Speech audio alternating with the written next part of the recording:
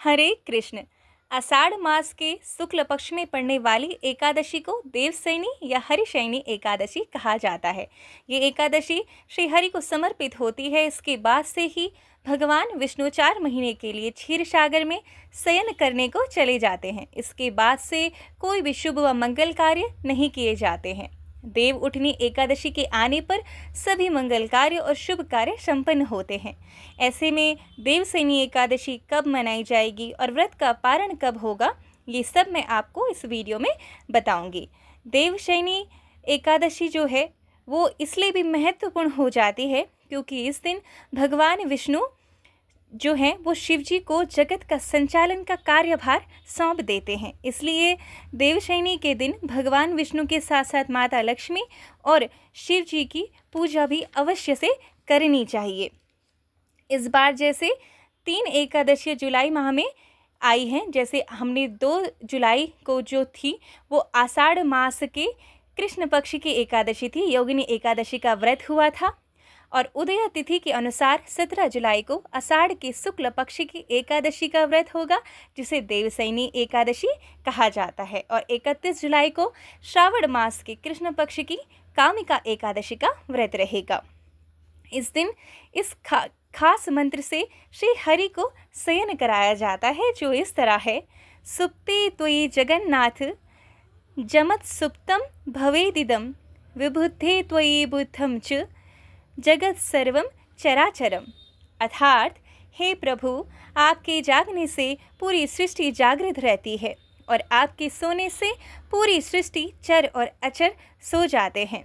तो इस मंत्र के साथ आप श्री हरि को शयन करा सकते हैं। इस दिन आप लाल या पीले वस्त्र को चौकी पर बिछाएं और भगवान विष्णु की मूर्ति या तस्वीर जो भी आपके पास हो उसे रखकर दीप जलाएं, पीले वस्त्र श्री हरि को अर्पित करें और पीला ही भोग उन्हें चढ़ाएं और मंत्रों द्वारा उनकी पूजा करें। अगर आप विशेष मंत्र ना जानते हो तो हरे कृष्ण हरे राम का जाप भी कर सकते हैं। मंत्र जाप करने के लिए अगर आपके पास तुलसी या चंदन की माला है तो वो अति उत्तम कही जाती है। इसके बाद कपूर जलाएं और आरती करें और ये ध्यान रखिएगा कि भोग में तुलसी दल को अवश्य अर्पित करें श्री हरि को, क्योंकि तुलसी दल के बिना भगवान असंतुष्ट होते हैं भोग में। तो इस तरह जो आषाढ़ मास के शुक्ल पक्ष की एकादशी यानी कि देवशयनी एकादशी है, उस तिथि का प्रारंभ जो होगा वो 16 जुलाई मंगलवार रात 8:35 से शुरू होगा और जो समापन है एकादशी तिथि का वो 17 जुलाई बुधवार रात 9:03 तक रहेगी। और जैसे कि एकादशी व्रत की बात है तो वो हर वैष्णव जन के लिए और गृहस्थ जन के लिए 17 जुलाई बुधवार को रहेगा। जो सूर्योदय है 17 जुलाई को वो सुबह 5:55 से और सूर्यास्त जो है वो शाम को 7:10 तक रहेगा। जो ब्रह्म मुहूर्त है वो सुबह 4:18 से 5:06 तक रहेगा। इस दिन कई शुभ योग, अमृतकाल और शुक्ल योग भी बन रहे हैं जो अति उत्तम माने जाते हैं पूजा पाठ के लिए। राहु काल जो है वो दोपहर 12 बजे से 1:30 तक रहेगा। इसके उपरांत द्वादशी तिथि प्रारंभ होगी 17 जुलाई बुधवार रात को, जो 9:04 से प्रारंभ होगी। और जो द्वादशी तिथि का समापन है वो 18 जुलाई गुरुवार को रात 8:44 तक होगा।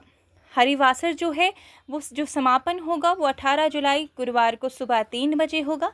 अब जो हरिवासर समापन होता है उस समय पे पारायण नहीं किया जाता है, तो व्रत पारण जो है वो 18 जुलाई 2024 गुरुवार को सुबह 5:55 से 8:50 तक रहने वाला है। तो इस तरह आप अपने देवशयनी एकादशी व्रत का पारण कर सकते हैं और जिन्होंने भी श्री हरि विष्णु को शयन करवाया है वो उसी स्थिति में श्री हरि की 4 महीनों तक पूजा करें। उन्हें उनके कलश जल भर कर रखें और उनको भोग लगाएं। पीले वस्त्र आपने अर्पित कर ही दिए हैं, लेकिन उनको रोज़ भोग लगाते रहें 4 महीने तक और उनको उसी शयन अवस्था में उनकी पूजा करें।